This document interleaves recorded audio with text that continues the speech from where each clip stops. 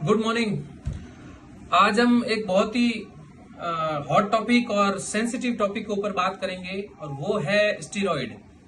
ज्यादातर लोगों को, ज्यादातर प्रैक्टिशनर को आपने देखा होगा कि जैसे पर्ची देखते हैं तुरंत बोलते हैं अरे डॉक्टर साहब ने स्टीरॉयड लिख दिया। तो मैं सबको ये बताना चाहूंगा कि स्टीरॉयड हमेशा गलत नहीं होता है। बहुत ऐसी बीमारियां हैं जिसमें स्टीरॉयड देना पड़ता है, लेकिन उसकी डोज होती है, उसका एक टाइमिंग होता है, हर चीज का एक प्रोटोकॉल होता है। आपने अगर किसी डॉक्टर ने 1 दिन 2 दिन 3 दिन के लिए आपको स्टेरॉइड दे दिया तो इसका मतलब ये नहीं है कि कोई पहाड़ टूट गया। मेरा कहने का मतलब यह है कि बहुत सारे डिजीज के अंदर आपको स्टेरॉइड देना भी पड़ता है और बहुत सारी डिजीज ऐसी है जिसमें स्टेरॉइड आपकी जानलेवा भी हो सकता है।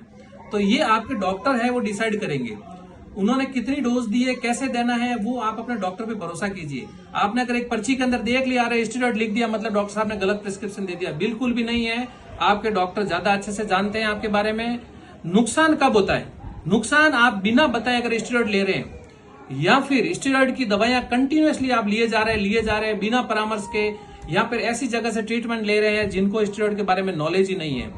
हमारी इमरजेंसी के अंदर पेशेंट जब आता है तो जान को बचाने के लिए हमको स्टेरॉइड बहुत बार यूज करने पड़ते हैं। कई ऐसी बीमारियां होती है जिसमें हमको स्टेरॉइड यूज करने पड़ते हैं और सारे प्रैक्टिशनर यूज करते हैं, लेकिन वो बहुत ही जस्टिफाइड और ऑथेंटिक होता है और हमारी किताबों के अंदर भी लिखा हुआ है।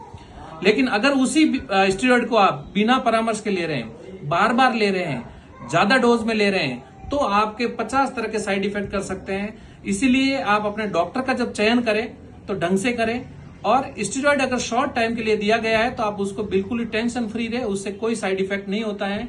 हर एक चीज का इंडिकेशन होता है, कॉन्ट्रा इंडिकेशन होता है, जो क्वालिफाइड डॉक्टर है वो आपका डिसीजन लेता है। इसलिए हमेशा ही ध्यान रखें कि अगर किसी डॉक्टर ने स्टेरॉइड लिखा है तो इसका मतलब ये नहीं है कि आपको डोज गलत दिया गया है। उस डॉक्टर ने सोच विचार के लिखा होगा और उसका कोई साइड इफेक्ट नहीं होता है। Thank you.